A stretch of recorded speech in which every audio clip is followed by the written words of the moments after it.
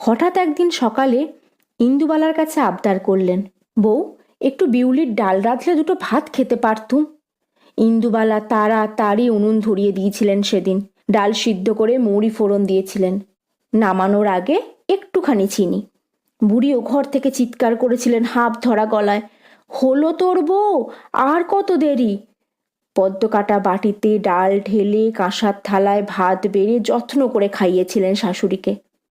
সবটুকু ভাত আর ডাল বিছানার সাথে মিশিয়ে যাওয়া বুড়ি কোথায় যে নিয়ে নিচ্ছিল ইন্দুবালা নিজেও তা বুঝতে পারছিলেন না।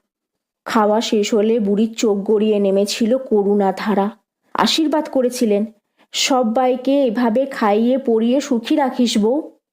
কথিত আছে মৃত্যু পথযাত্রী মানুষের শেষ কথা খনার বচনের থেকেও নাকি ফলপ্রদ। সত্যি তা অক্ষরে অক্ষরে ফলে গিয়েছিল ইন্দুবালার জীবনে। না হলে এতগুলো মানুষকে এই বয়সেও খাওয়াতে পারত?